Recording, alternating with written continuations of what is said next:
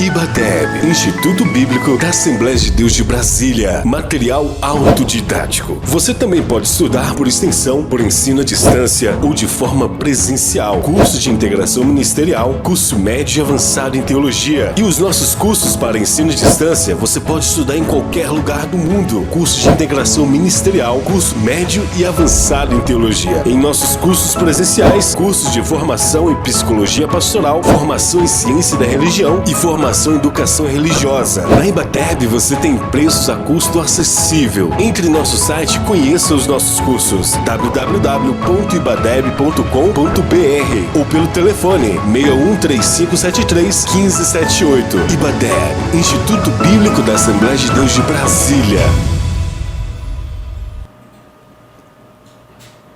A paz do Senhor para todos. Eu sou o pastor Isidro. Estamos iniciando mais uma aula da EBD pela ADEB TV, diretamente da sede da Assembleia de Deus de Brasília, igreja situada na Área Especial 8, Setor de Sul, Taguatinga, Brasília, Distrito Federal. Igreja que tem como pastor presidente o pastor Osival Pereira Xavier. Hoje, meus irmãos, minhas irmãs, iremos estudar a penúltima lição. Portanto, a lição número 12, que tem como tema as epístolas instruem e formam os cristãos.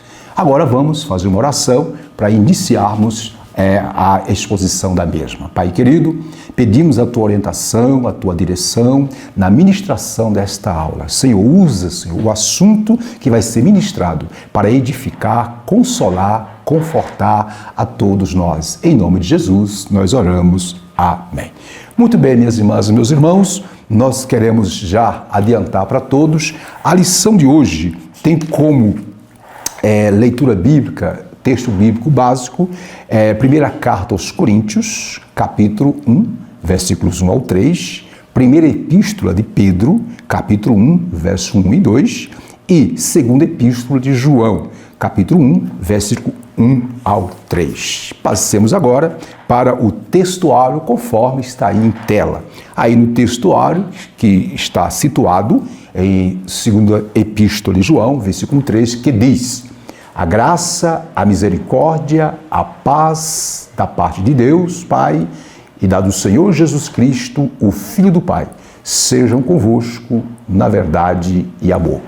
E aí, agora a verdade prática, né? Tem como mensagem a seguinte: as epístolas apresentam instruções vitais para a compreensão da doutrina cristã, bem como para a formação dos cristãos. Passemos agora para a leitura bíblica em classe, conforme está em tela, né? Nos acompanhe, a começar pela primeira epístola aos Coríntios, capítulo 1, verso 1, que diz: Paulo, chamado apóstolo de Jesus Cristo, pela vontade de Deus, e o irmão Sóstenes, a igreja de Deus que está em Corinto, aos santificados em Cristo Jesus, chamados santos, com todos os que em todo lugar invocam o nome de nosso Senhor Jesus Cristo, Senhor deles e nosso. O versículo 3 diz: graça e paz da parte de Deus nosso Pai e do Senhor Jesus Cristo. Agora, primeira epístola de Pedro, capítulo 1, verso 1 diz: Pedro,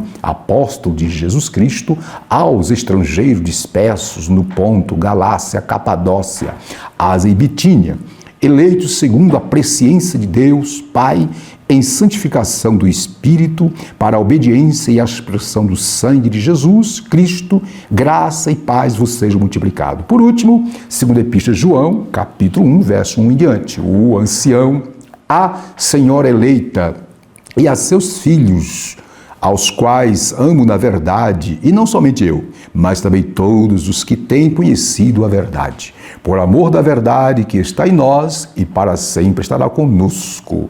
A graça, a misericórdia, a paz da parte de Deus Pai e da do Senhor Jesus Cristo, Filho do Pai, seja convosco na verdade e amor. Maravilha! Muito bem, minhas irmãs e meus irmãos, a lição de hoje, né, a lição número 12, ela está dividida em 3 tópicos. O primeiro tópico é como as epístolas paulinas nos instruem.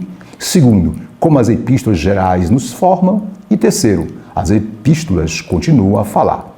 E a lição também tem 3 objetivos. O primeiro é apresentar a instrução doutrinária de Paulo às igrejas no que diz respeito à pessoa de Jesus Cristo e acerca das últimas coisas. 2, expor a natureza das epístolas gerais a respeito da fé, santificação, combate aos falsos ensinos e esperança da vida eterna. E o último objetivo é ressaltar a atualidade das epístolas do Novo Testamento no tocante às doutrinas da justificação, santificação e glorificação do crente. Muito bem, minhas irmãs e meus irmãos, dito isto, passemos agora para a exposição propriamente dita da lição, a começar, lógico, pela introdução, conforme está em tela. Observe na introdução que as epístolas correspondem a 21 e dos 27 livros do Novo Testamento. E dentre essas 21 epístolas, 13 foram escritas por Paulo, está bem claro aí, né? E 8 são as chamadas epístolas gerais. A proposta da lição, está aí de vermelho, é destacar alguns temas, não é, das respectivas epístolas, tanto as paulinas como as epístolas gerais. Dito isso, passemos para o tópico 2, mas antes de entrar no tópico 1, desculpem, eu quero trazer uma observação sobre a introdução.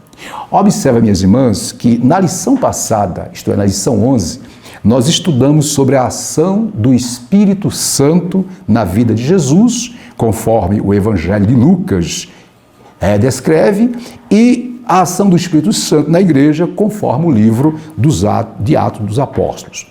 Vimos na lição passada que a ação do Espírito Santo no ministério de Jesus e na igreja, principalmente na igreja, como está no livro dos Atos dos Apóstolos, é um modelo pentecostal para a igreja nos dias atuais. Hoje, como nós já vimos, iremos estudar, iremos analisar, iremos ver que o conteúdo das 21 epístolas, observem, apresentam instruções vitais para a compreensão da doutrina cristã, bem como para a formação dos cristãos. Um outro detalhe para fecharmos esse ponto é que o termo grego epistole é traduzido para o português como epístola, o que indica uma comunicação escrita, uma carta ou missiva de natureza formal. Muito bem, passemos agora para o tópico 1, que tem como assunto como as epístolas paulinas nos instruem, conforme está aí no slide, 1.1, instruções salvíficas, Observe aí no ponto 1. Nesse grupo de epístola, enfatizaremos, ou será enfatizado, os aspectos da doutrina da salvação. Portanto, serão 4 epístolas que serão analisadas. A primeira é a Epístola aos Romanos. Em Romanos, bem claro, bem objetivo, destaca-se que o justo viverá pela fé. Isso está bem claro, Romanos 1,17. Cristo nos libertou do pecado mediante seu sacrifício remidor. Dessa forma, pela fé em Cristo, somos declarados justos. Detalhe, sobre a justificação, o último tópico vai falar bastante sobre ela. E aí vimos um pouquinho sobre Romanos. Em Gálatas, Paulo assevera que ninguém é justificado pelas obras da lei e que somente a fé em Cristo nos liberta do jugo do pecado, conforme Gálatas 5:1. Já em primeira carta aos Coríntios, lá ressalta-se a mensagem do Cristo crucificado. Está aí a referência, que morreu pelos nossos pecados e ressuscitou ao terceiro dia. Fechando, em segunda carta aos Coríntios, frisa-se o quê? O ministério da reconciliação, em que Cristo levou os nossos pecados e nos reconciliou com Deus. Observe, minhas irmãs, quero fazer uma observação, jogar mais luz sobre esse ponto 1, instruções salvíficas. Então, nós vimos que a Epístola aos Romanos, por exemplo, ela foca a justificação pela fé. E eu quero trazer algumas informações a mais. Observe.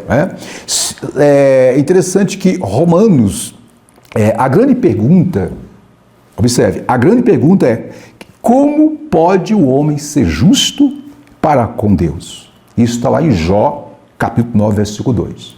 A resposta é clara. Conforme Abacuque 2,4 o justo viverá pela sua fé. Portanto, este conceito é tão vital que 3 livros do Novo Testamento o explicam para nós. Primeiro, Romanos 1,17, que vimos aí no ponto 1, Gálatas, né? E também Hebreus 10, 3, 8. Fechando esse ponto 1, observe que em Romanos 3, 24, diz que somos justificados gratuitamente pela sua graça, pela redenção que há em Cristo Jesus. Detalhe, no tópico 3, seremos mais aprofundados na doutrina da justificação. Primeira carta aos Coríntios podemos dizer também que fala do poder de Deus, né, e da soberania de Deus. Na segunda carta aos Coríntios, também podemos informar que lá fala de que na cruz fomos reconciliados com Cristo. Fechando, passemos agora para o ponto 2, né, que é instruções a respeito de Cristo, conforme está em tela. Então, vimos no ponto 1 as epístolas, né, aos Romanos, vimos primeira e segunda aos Coríntios e vimos Gálatas. Agora, continuando, vejamos agora as instruções a respeito de Cristo, né? Nesse enfoque, o destaque são os aspectos da doutrina de Cristo. Por exemplo, aos Efésios, o tema é Cristo como cabeça e a igreja o seu corpo. Nesse sentido, a igreja foi eleita em Cristo e redimida em Cristo, para a glória de Cristo. Já a carta aos Filipenses, a mensagem tem como foco, enfatiza o quê? Que o viver é Cristo e que Jesus é o segredo da verdadeira alegria e o modelo de vida para o salvo, conforme aí está as referências. Já a epístola aos Colossenses, irmão, lá Paulo sublinha, né? Ele enfatiza que a nossa vida, ou que a vossa vida, está escondida com Cristo. Portanto, a igreja está unida em Cristo, morta e ressuscitada com Cristo. Aí nós destacamos aí de azul, em suma, Cristo é a suficiência para todo cristão. E o que é que eu agrego mais nesse ponto? Nesse ponto aí, sobre as instruções a respeito de Cristo, eu quero trazer a seguinte observação. Efésios 1:3, Paulo ensina que é exclusivamente em conexão com Cristo que somos abençoados, observe, com todas as bênçãos espirituais. Já em Filipenses 2:5, nós encontramos que Cristo, lá fala que Cristo é o modelo de vida para o salvo. Né? Ok? É o modelo de vida para o salvo. Assim sendo, o crente deve regozijar-se em Cristo diante de toda circunstância, conforme Filipenses capítulo 4, verso 4 ao 13.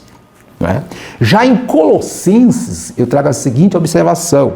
Colossenses nos fala que nós nos devemos nos despojar, que nós devemos nos despojar do velho homem e das suas más obras e nos revestir da nova natureza em Cristo. São algumas informações para trazer mais informações no ponto que foi já visto na lição. Agora passemos para o ponto 3 do tópico 1. Tópico 1, ponto 3. Conforme está em tela, vejamos.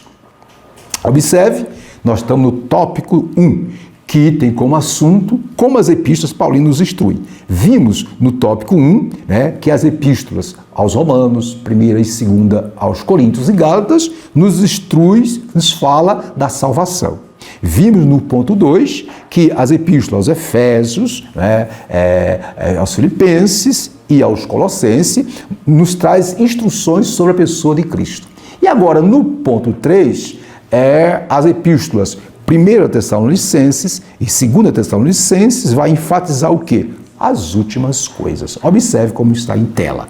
Esses ensinos enfatizam os aspectos da vinda de Jesus. Em 1 Tessalonicenses, por exemplo, Paulo ensina que no retorno de Cristo, nós, os que ficarmos vivos, seremos arrebatados. Capítulo 4, versículo 17, 1 Tessalonicenses. Sendo necessário para esperar o Senhor e conservar irrepreensível o espírito, a alma e o corpo. Quer dizer, que precisamos estar esperando o Senhor. Já em 2 Tessalonicenses, o apóstolo esclarece que após o arrebatamento da igreja, que é o dia do Senhor, se iniciará com a manifestação do anticristo. Enquanto o salvo aguarda a volta de Cristo, deve, portanto, orar para que o evangelho tenha livre curso e vigiar para não viver desordenadamente. E aí nós fechamos aí de azul o ponto 3, dizendo o seguinte, que as duas epístolas, viu, meus irmãos, alertam a respeito da necessidade de preparar-se para a vinda do Senhor. E qual é o que eu trago mais de subsídio sobre esse ponto 3? Eu trago a seguinte observação. Observe. Quanto à vinda de Cristo, a declaração de fé, como aqui está em minhas mãos das Assembleias de Deus, professa, diz que é um evento a ser realizado em 2 fases. A primeira fase é o arrebatamento da igreja antes da grande tribulação, conforme 1 Tessalonicenses 1:10, capítulo 4, versículo 17 e o capítulo 5, versículo 19. Já a segunda fase, conforme a nossa declaração de fé, embasada na palavra, é a sua vinda em glória depois da grande tribulação e visível aos olhos humanos. Portanto, nós, conforme a nossa de fé, conforme nossa visão teológica, nós entendemos que, vamos enfatizar bem isso aqui, a vinda de Cristo será primeiramente para arrebatar a igreja. Aí vem um período da grande tribulação, enquanto isso a igreja vai estar lá nas boldas do Cordeiro. No término da grande tribulação, é a segunda fase da vinda de Cristo com os santos glorificados. Essa é a nossa posição, respeitando as posições teológicas diversas, mas essa é que nós professamos conforme a nossa declaração de fé. Muito bem, dito isso, passemos para o último ponto, que é o ponto 4 do tópico 1. Conforme está em tela, quero deixar bem claro que nós estamos falando do tópico 1, como as epístolas paulinas nos instruem. Vimos, primeiro, ela nos instrui sobre a salvação. Segundo, ela nos instrui sobre a respeito do Cristo, Vimos que também ela nos instrui sobre a escatologia ou as últimas coisas. E agora tem as chamadas instruções pastorais e pessoais, que está em tela, Está aí, as epístolas particulares abrangem instruções de natureza prática. Dentre outros temas, exemplo, 1 Timóteo, primeira epístola de Timóteo, lá Paulo orienta o combate às heresias por meio da sã doutrina. Ele mesmo fala, 1 Timóteo 1:3, verso 1, verso 3, 9 e 10. Em vista disso, o líder, o pastor, o ensinador, aquele que prega, deve ser apto para ensinar. Já em 2 Timóteo, Paulo ratifica que o obreiro deve manejar bem a palavra da verdade. Manejar quer dizer ter habilidade, entender, compreender, saber explicar, a fim de produzir arrependimento nos que resistem. Está aí as referências. Na terceira epístola pastoral, que são 3, que é Tito, lá em Tito, Paulo destaca que o pastor deve contrapor os falsos ensinos e, para tanto, é exortado a falar o que convém à sã doutrina. Detalhe, para contrapor, o pastor precisa conhecer a palavra, precisa estudar. Já a epístola de Filemon, ela entra na categoria de epístolas pessoais ou particulares, A mensagem enfatiza o perdão, o perdão e a misericórdia, O transgressor arrependido deve ser recebido, mais do que servo, mas como irmão amado. Onésimo, um escravo que tinha deixado o seu senhor, fugiu, depois se converteu a Cristo, e aí Paulo recomenda que o seu senhor, que é um cristão, que é Filemon, o receba de volta. A síntese do tópico 1 é: as epístolas paulinas nos instruem, primeiro, a respeito de Cristo, depois, sobre as últimas coisas, e também traz instruções pastorais e pessoais. Agora eu quero trazer algumas observações, alguns subsídios sobre as instruções pessoais e pastorais, conforme aí o ponto 4 foi dito. Observe, em 1 Timóteo, Paulo instrui o jovem pastor sobre a liderança da igreja, adoração, os falsos mestres e seus ensinos, e como lidar com os diferentes grupos de cristãos na igreja. Isso é trazendo mais luz sobre o item ou ponto 4. Em 2 Timóteo, eu faço a seguinte observação. Paulo dá orientação ao jovem pastor a permanecer firme na fé e no desempenho do ministério, mesmo tendo que suportar o sofrimento e a perseguição.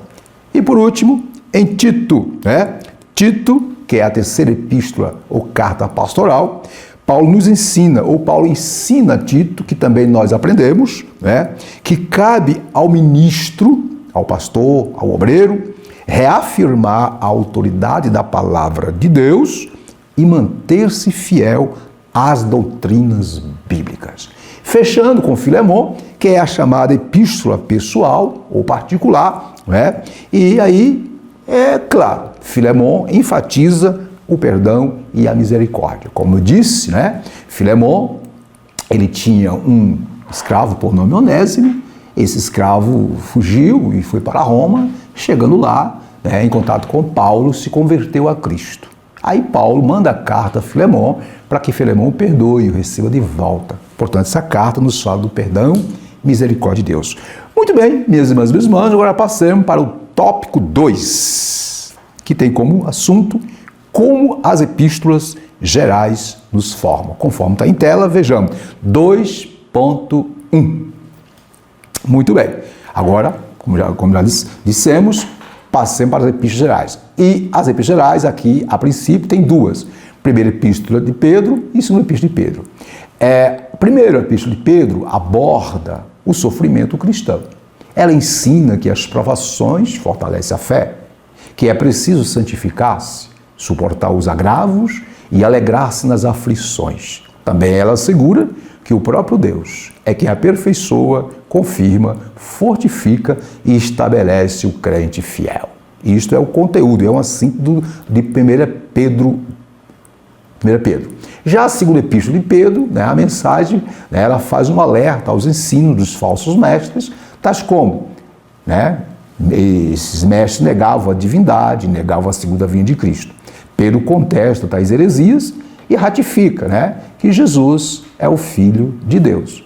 E também anima a igreja a manter-se imaculada, isto é, pura, santa, até a volta do Senhor. E o que eu agrego sobre essas duas cartas? Quais são os informes que eu trago a mais? Bom, eu trago as seguintes informações como subsídio. Observe. A primeira epístola de Pedro foi escrita, observe, aos irmãos judeus e gentios dispersos nas 5 províncias romanas, Ponto, Galácia, Capadócia, Ásia, conforme 1 Pedro 1:1. Detalhe, essas províncias romanas hoje pertencem ao atual país Turquia. E, como foi dito aí no slide, a epístola enfatiza a alegria na dor, enfatiza a alegria no sofrimento. Já a segunda epístola de Pedro, né, também eu trago as seguintes observações como subsídio, ela foi destinada aos leitores da primeira e dá ênfase a quê? Ao viver santo e ao esforço para refutar os falsos ensinamentos, né? Detalhe, a primeira epístola talvez tenha sido escrita em torno de 63, 64 depois de Cristo, e a segunda por volta de 65, 66 ou 7 depois de Cristo. Fechando, as duas cartas, portanto, nos ensinam, viu, meus irmãos e meus irmãos, sobre a confiança, a santidade, discernimento e esperança para perseverar, mesmo quando fomos perseguidos, estivemos passando por lutas. Dito isso, passemos para ponto 2, que vai abordar as epístolas de João. Muito bem, vejamos aí em tela. Conforme já vimos, né, estamos estudando as epístolas gerais. Já vimos 1 Pedro e 2 Pedro. Agora vamos ver a primeira epístola de João, que aí em tela diz que é a primeira epístola de João, o 1 João, adverte sobre o falso ensino que negava o quê? Negava a encarnação de Jesus, negava que Jesus tinha um corpo, né, humano. E as demais heresias gnósticas, né? Explica que o salvo deve viver em comunhão, em intimidade, com os irmãos, comunhão, relacionamento, etc. Né? E também ensina que que os salvos devem afastar-se da prática do pecado. Está aí as referências. Também enfatiza amar uns aos outros e vencer o mundo por meio da fé em Cristo. Já a segunda carta de João, né, continua o embate do apóstolo concernente às heresias. Lá, as heresias do docetismo e gnosticismo são novamente refutadas. A igreja, portanto, é exortada a perseverar na doutrina, isto é, nos ensinamentos de Cristo, e usar de sabedoria ao receber pessoas em casa. Fechando, a terceira epístola de João destaca a fidelidade de Gaio e Demétrio, que eram obreiros, servos do Senhor, e a reprovação do mau testemunho de Diótrefes, um obreiro que, infelizmente, queria ter para si a glória. Por fim, João adverte os cristãos com a seguinte fala: não sigas o mal, mas o bem. 3 João 1:11. E qual o que eu trago a mais de subsídio de informes sobre essas epístolas? Eu faço a seguinte observação. Observe. A primeira epístola de João foi escrita mais ou menos entre os anos 85 e 90 depois de Cristo, as epístolas. Observe que na época os hereges ou os heréticos ensinavam que Cristo só tinha a aparência de ser humano. Essa heresia era chamada de docetismo, do grego dokel, quer dizer parecer. Diziam que Jesus era um fantasma, parecia, mas não era, E aí, olha só, João, no capítulo 4, verso 3, 1 João 4:3, João é enfático. O que ele diz? Ele diz: todo espírito que não confessa que Jesus Cristo veio em carne não é de Deus, mas este é o espírito do anticristo. Olha aí, João refutando, Já o gnosticismo ligava a salvação a uma experiência de revelação esotérica, do grego gnosis, conhecimento. Isto é, dizia que tinha um conhecimento que ia muito além do que a Bíblia ensinava. Conhecimento esse que era suficiente para salvar e não dependia da salvação. Voltando para cá, nós encontramos na segunda epístola a João, o quê? O apóstolo lá reitera, e são mais informações que eu estou trazendo, reitera a prática do amor como anime divino. E a terceira epístola, o apóstolo condena o quê? A soberba, e a rivalidade mesquinha que coloca os cristãos contra outros. Que eu diga lá, os três obreiros, principalmente o obreiro, aquele que queria se sobrepor e aquela coisa toda, sobre os demais. Quem foi ele? Por exemplo, nós temos o caso de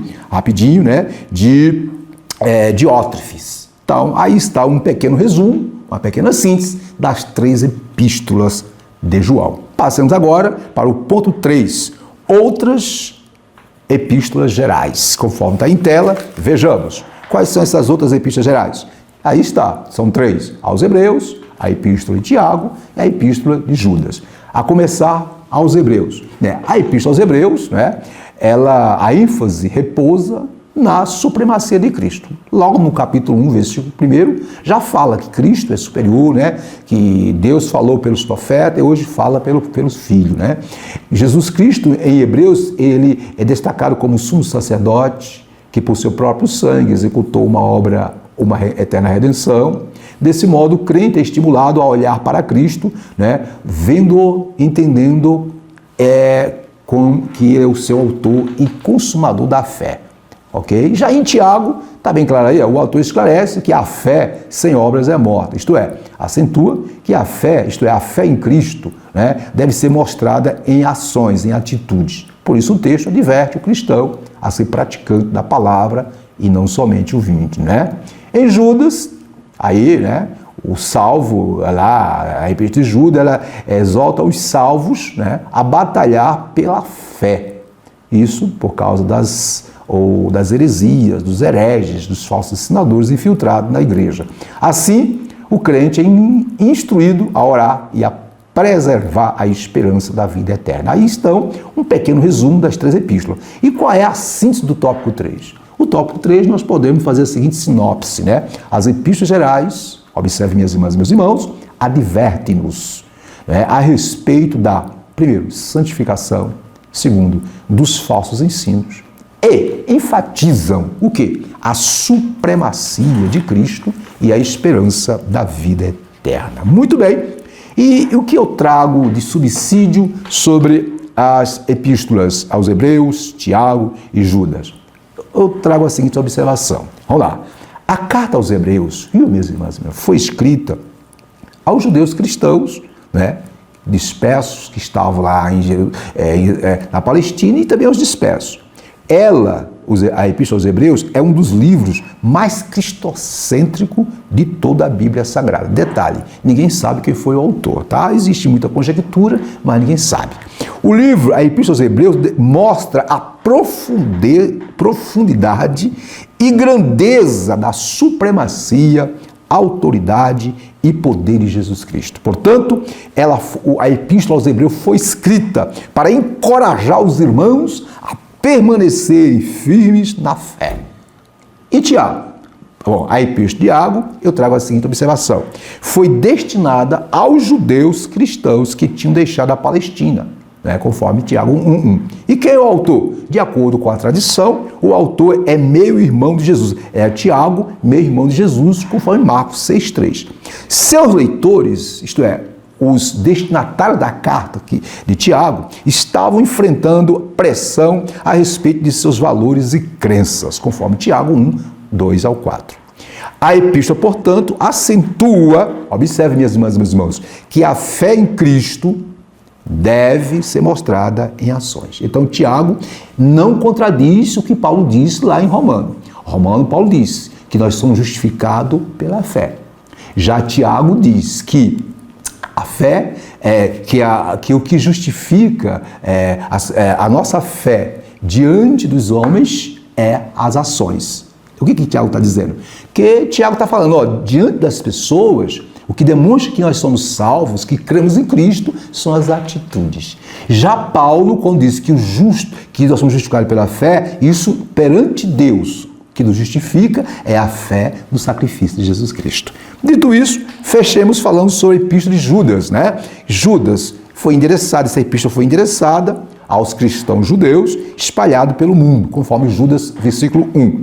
Quem foi o autor? De acordo com os teólogos e a tradição, o autor é também meio-irmão de Jesus, Portanto, Judas, o versículo 3 de Judas, lá fala, batalhar pela fé. E olha o detalhe, o verbo batalhar indica uma luta em que todo esforço é empregado pela verdade cristã contra os que se opõem a ela. Dito isto, passemos para o terceiro tópico, que as epístolas continuam a falar, conforme está em tela. Pois é, minhas irmãs e meus irmãos, vimos aí o tópico 2, ok? Falamos sobre as epístolas gerais, e agora falemos um pouquinho, um resumão do que as epístolas, tanto as paulinas, as 13 paulinas e as 8 gerais, iremos ver o que elas traz em termos das doutrinas da justificação, da santificação e da glorificação. E aí, a princípio, 3.1, a doutrina da justificação. Nós destacamos de azul, minhas irmãs e meus irmãos, porque é muito importante, tá? A doutrina da justificação ensina que o pecador é justificado, absolvido da punição do pecado, unicamente pela fé na graça divina, conforme Romanos, capítulo 5, verso 1 e 2. E o que significa? Significa dizer que as obras humanas não podem salvar, ok? A nossa declaração de fé, ou a declaração da Assembleia de Deus, declara ou professa crer na restauração do homem por meio do quê? Do arrependimento e da fé. Romanos 3:23, todos pecaram, instruídos estão da glória de Deus. No Novo Testamento, aliás, no Novo Nascimento, pela graça de Deus mediante a fé e na justificação pela fé de Cristo. Fechando, resumindo, a declaração de fé, a Assembleia de Deus, o que ela ensina? Ela ensina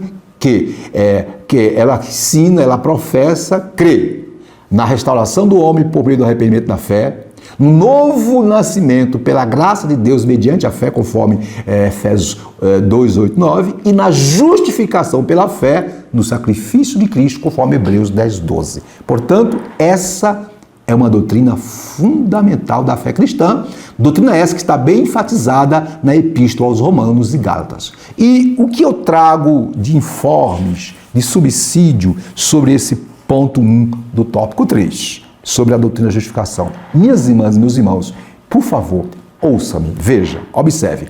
A palavra justificação tem origem no latim justificare, que significa fazer justo. Portanto, a justificação pela fé, também conhecida lá na Reforma Protestante, em 1517, pela sola fide, como sola fide, isto é, somente a fé.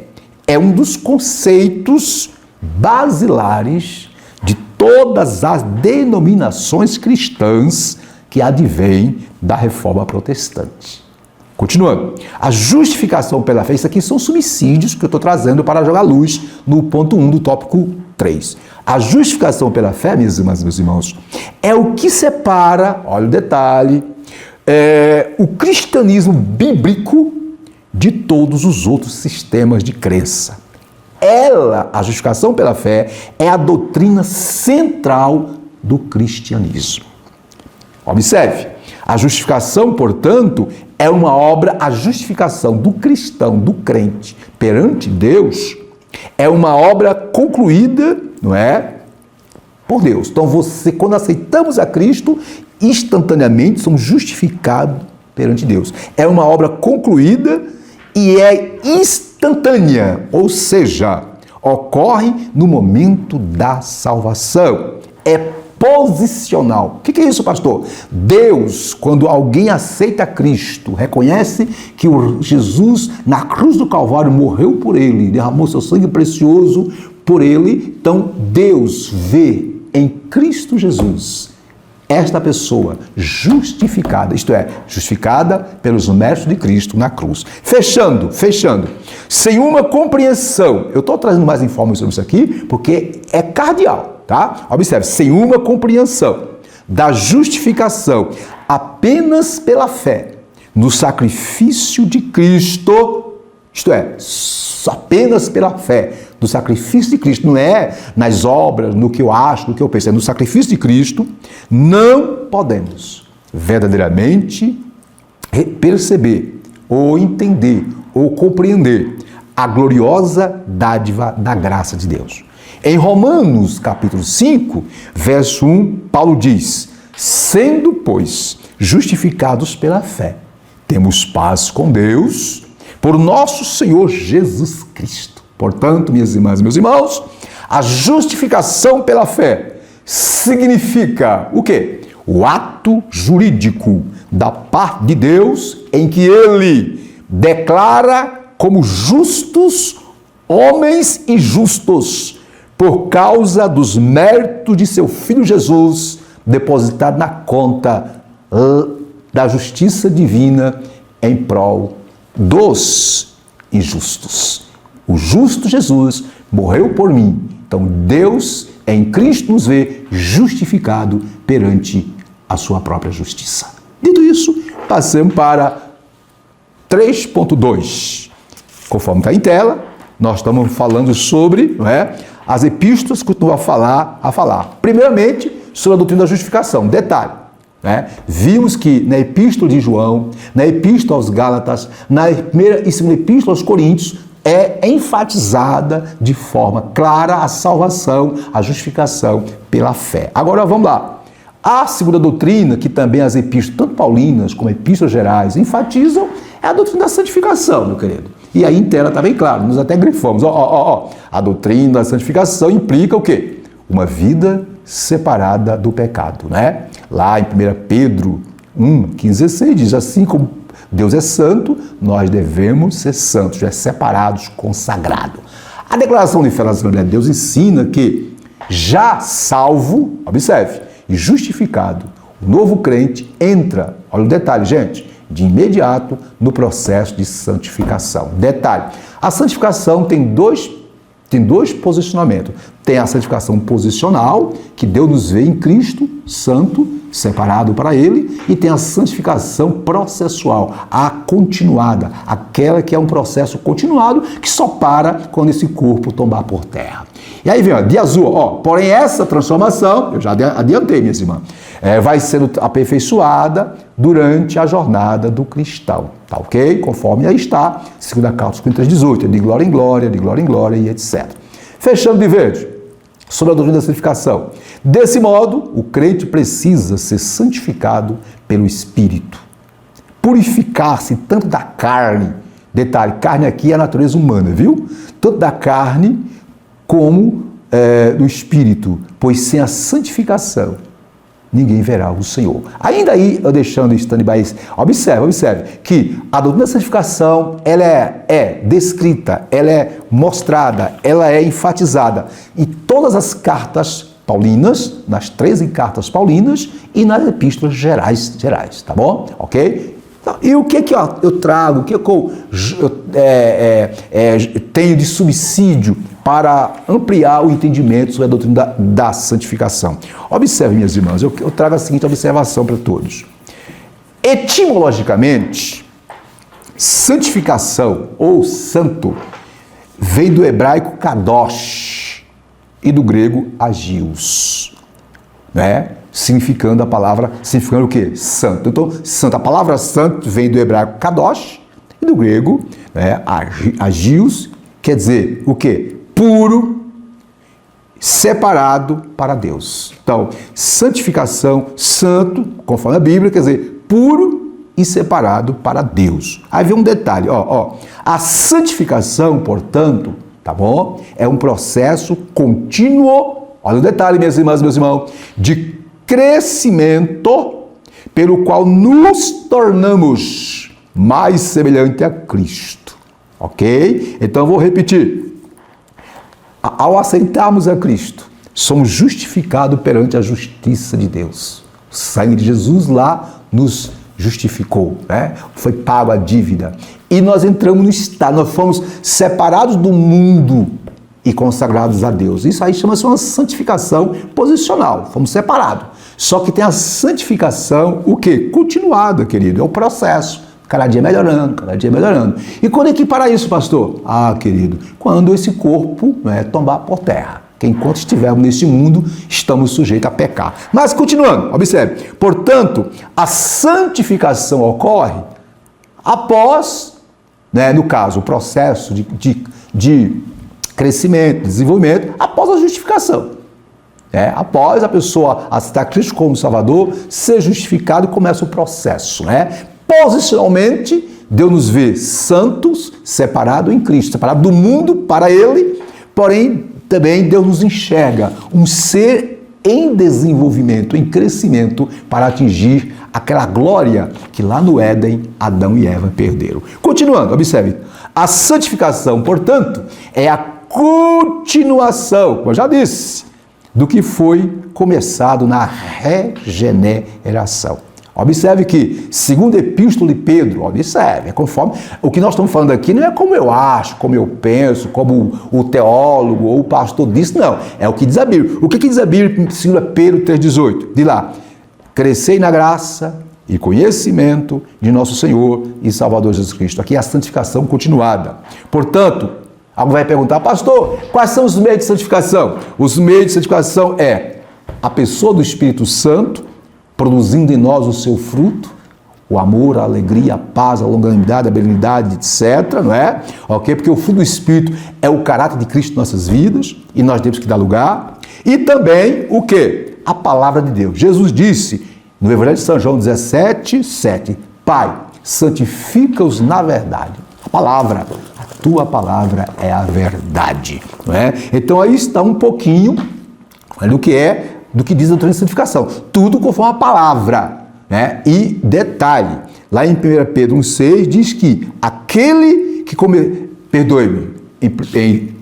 na Epístola aos Filipenses, Filipenses, capítulo 1, verso 6 diz, é Paulo quem diz, para os irmãos de Filipos, aquele que começou em vós a boa obra, olha o detalhe, minhas irmãs e meus irmãos, a aperfeiçoará até ao dia de Jesus Cristo. Então nós estamos num processo cada vez melhorando, de glória em glória. Eu sei, minhas irmãs e meus irmãos, que tem dia que a gente está fraquinho, mas nesse momento de fraqueza, dobra o joelho, diga a Jesus, Pai, por teu Espírito Santo me ajuda, Espírito Santo me fortalece, me dá ânimo, vai para a Bíblia, alimenta o seu espírito, alimenta a alma com a palavra e você vai estar crescendo espiritualmente e em santificação. Dito isso, passemos para o último ponto, que é o ponto 3 do tópico 3. O tópico 3, conforme está em tela, nós estamos estudando sobre o quê?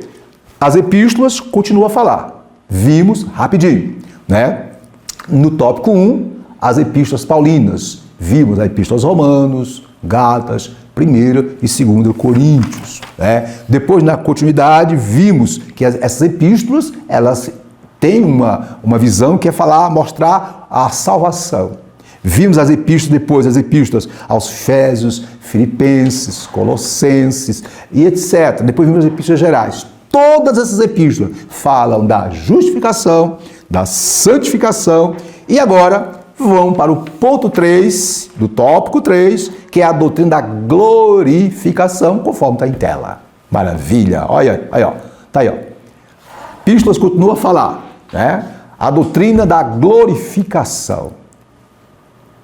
Aí nós grifamos a doutrina da glorificação, portanto, é o quê? É a última etapa de nossa salvação. Isto é o ponto final do processo de santificação, se eu posso dizer assim, né? Alguns teólogos dizem que aqui seria a santificação final, mas aqui está a glorificação que tem tudo a ver, né?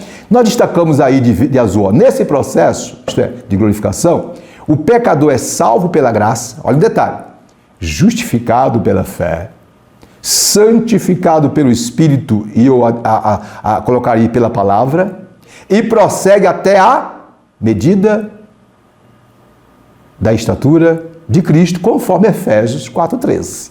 Lá em Efésios 4,13, ela fala que Deus deu apóstolo, profeta, ensinador, visando o aperfeiçoamento dos santos, até que chegue à estatura, isto é, através do ensino da palavra, né? De vermelho, quer dizer que, ao final do processo da salvação, a glória perdida, olha o que eu já falei, no Éden, pelo primeiro Adão, será restaurada. Né? Então, de verde aí está bem claro, trata-se, portanto, de uma promessa da futura transformação de nosso corpo mortal em corpo glorioso, conforme Filipenses 3,21, que se dará quando? Por ocasião da vinda do Senhor. E aí, fechando o tópico 3, qual é a síntese? Como podemos sintetizar a sinopse desse tópico? É a seguinte: a mensagem das epístolas permanece atual. E todas as epístolas, né, tanto as de Paulo como as gerais, ressaltam a justificação, a santificação e a glorificação do crente. Muito bem. Dito isso, eu quero trazer algumas observações, alguns subsídios para jogar mais luz nesse ponto 3. Observe, minhas irmãs e meus irmãos. Como foi dito aí no slide, como foi bem colocado, a glorificação, queridas e queridos, é o quê? É a finalização, minhas irmãs e meus irmãos, é a finalização, a consumação, a perfeição e a plena realização da salvação. Escute, nós aceitamos Jesus como Salvador, fomos justificados, começou o processo. Esse processo perdurará até o dia em que esse corpo tombar por terra. Então, enquanto estivermos nessa vida vivendo, vamos servir a Deus, porque coisa boa virá. Olha só, primeira epístola de João, primeira epístola, observe que é a epístola geral. Capítulo 3, verso 2 diz, o que João diz? Diz, abre aspas, amados, agora somos filhos de Deus, isto é, nascemos de novo, fomos justificados, somos templo do Espírito Santo, estamos no processo de santificação. Agora, diz João, somos filhos de Deus, isso é presente. Aí vem um detalhe, minhas irmãs e meus irmãos. E ainda não é manifesto o que havemos de ser. Isto é, José, tem coisa boa pela frente aí. E o que ele está dizendo? Aí diz mais, mas sabemos que quando ele aqui é Jesus, o nosso Senhor, se manifestar, isto é, quando vier nos buscar, seremos semelhantes a ele, porque assim como é, o veremos. Isso é promessa. Isso aqui tem a ver com a glorificação. Agora, para que nós alcancemos esta bênção, precisamos permanecer firme no processo de santificação. Amém? Mas continuando, aqui, ainda dentro das minhas informações para agregar mais na leitura, ou na revista, ou na lição. Em Filipenses, na epístola aos Filipenses, capítulo 3, 21, Paulo diz que, abre aspas, o nosso corpo abatido. Ele está dizendo, olha, esse corpo abatido, cheio de lutas, cheio de cicatrizes, esse corpo abatido, será em breve transformado para ser conforme o seu corpo glorioso.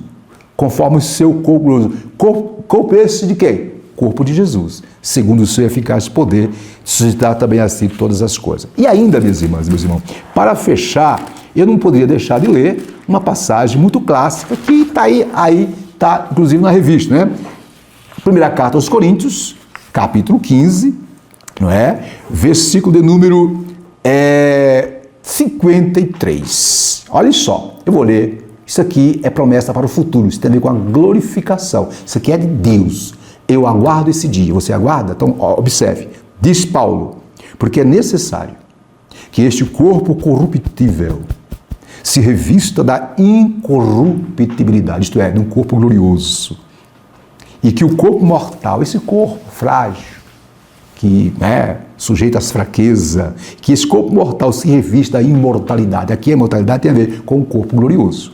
Aí Paulo continua, versículo 54. E quando este corpo corruptível, corpo material, esse corpo sujeito às intempéries da vida, se revestir de incorruptibilidade e o que é mortal, o corpo mortal, esse corpo aqui, né? É sujeito ao pecado, etc. Se revestir de imortalidade, isto é, se for transformado num corpo glorioso, aí Paulo diz, então se cumprirá a palavra que está escrita, né? Tragada foi a morte pela vitória. Onde está, a morte, a tua vitória? Onde está, a morte, o teu aguilhão? Aí Paulo diz, né, no versículo 57, graças a Deus que nos dá a vitória por intermédio de nosso Senhor e Salvador Jesus. Ei, minhas irmãs, meus irmãos, você que é salvo, você que está preso do Senhor, a luta está grande, a batalha está grande, tem dia que está difícil, fica firme, meu querido. Fica firme, que tem coisas maravilhosas que o olho humano, que a mente humana não consegue entender, nem muito menos enxergar, mas que está preparado para nós. Assim sendo, começamos a terminar a nossa aula, estamos chegando ao término, mas antes da conclusão, né, eu quero apenas fazer uma revisão. Observe, no tópico 1, a lição de hoje, a lição número 12, a penúltima lição, tem como tema o quê? As epístolas instruem e formam os cristãos. Vimos no tópico 1 como as epístolas paulinas nos instruem. Primeiro, ela nos instrui a respeito da salvação. Aí vimos o que está escrito uma síntese da epístola aos Romanos, uma síntese da epístola, das duas epístolas aos Coríntios e de Gálatas, né? Onde fala sobre a justificação pela fé, a reconciliação em Cristo. Depois passamos para o ponto 2, que as instruções a respeito de Cristo, vimos aquelas epístolas como os Efésios, Filipenses, Colossenses, epístolas que o foco é mostrar a soberania, a supremacia, o senhorio de Jesus. E, continuando, entramos nas últimas epístolas paulinas, que é a chamada epístola que trata das últimas coisas. Aí vimos, né, 1º e 2º Tessalonicenses, onde fala do arrebatamento da igreja, da segunda vinda do Senhor, e que nós devamos estar preparados para tal. Fechando, vimos as epístolas pastorais, 1 Timóteo, 2 Timóteo e Tito, onde fala do obreiro, do líder, que tem que manusear bem a palavra para fazer frente às inverdades. E vimos Filemão, onde fala do perdão. Por último, o tópico 2 falou das epístolas gerais, né? Aonde foi focada a epístola de Pedro, as epístolas de Pedro, Tiago, as epístolas de João. E agora, fechando o terceiro tópico, fazendo uma síntese das principais doutrinas ensinadas pelas epístolas. A justificação, a santificação e a glorificação. E a conclusão? Como deve ser a conclusão dessa lição? Conforme a tela, vejamos. Aí, as epístolas são livros, não esqueça, minhas irmãs e meus irmãos. Nesse trimestre estamos estudando sobre a supremacia da Escritura, viu? Não esqueça que as epístolas são livros divinamente inspirados e representam quase 80% do cânon do Novo Testamento. Sabemos que o Novo Testamento tem 27 livros e temos 21 epístolas, né? O conjunto de doutrina destas epístolas, doutrina quer dizer ensino, né, revelado aos seus diversos autores, continua a instruir o povo de Deus, a formar o caráter do crente salvo em Jesus e a preparar a igreja para a vinda do Senhor. Queridas e queridos, meus irmãos, escute, tudo que a igreja hoje precisa saber de como ensinar o povo, orientar o povo, instruir o povo, guiar o povo rumo a glorificação está aqui nas epístolas. As epístolas paulinas, as epístolas gerais, minhas irmãs e meus irmãos, queridos obreiros, é onde contém, não é, o cerne da doutrina cristã para a igreja. Lá nessas epístolas estão descritas as doutrinas principais, cristologia, justificação, enfim, ética, tudo está aqui. É só ler, é só estudar. E, concluindo minhas palavras, eu faço a seguinte observação a título de conclusão. Tudo, viu, minhas irmãs e meus irmãos, o que a igreja precisa conhecer no que diz respeito à vontade de Deus, no que diz respeito ao direcionamento do Pai, do Filho e do Espírito Santo para a sua igreja, está nas epístolas. Não esqueça, nas epístolas paulinas e nas epístolas gerais. Alguns estudiosos dizem que Jesus trouxe um panorama geral, não é, do reino dos céus. E que Paulo, inspirado pelo Espírito Santo, destrinchou os detalhes, não é, do que está em Mateus capítulo 5, que é as bem-aventuranças do reino dos céus. Paulo destrinchou os ensinos de Jesus de minúcias para que a igreja pudesse crescer na graça e no conhecimento.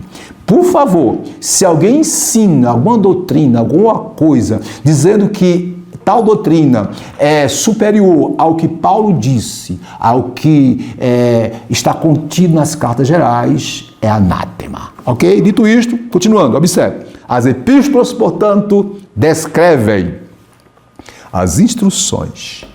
Estou enfatizando, pregador, professor de escola dominical, meu irmão, quer ensinar a igreja, quer instruir a igreja, está aqui nas epístolas. As epístolas descrevem as instruções doutrinárias que orientam os crentes, né, na prática da fé, que orientam os crentes para uma vida de santificação e que orientam os cristãos ou preparam os cristãos para o dia final da glorificação. Dito isso, queridas irmãs e irmãos, estamos chegando ao término de mais uma lição abençoada, lição linda, linda, linda, maravilhosa, e iremos agora orar por todos e estaremos terminando. Senhor Deus, muito obrigado por esta oportunidade de ministrar aos teus filhos a tua boa, santa e gloriosa palavra. Pai, por teu Espírito Santo, usa essa lição para edificar, consolar e confortar cada coração. Que a graça do Senhor Jesus Cristo, o amor de Deus, nosso Pai, a comunhão consoladora do Espírito Santo será com todos. ADEB 2022, o ano da renovação espiritual. A vitória é nossa pelo sangue de Jesus. Até a próxima.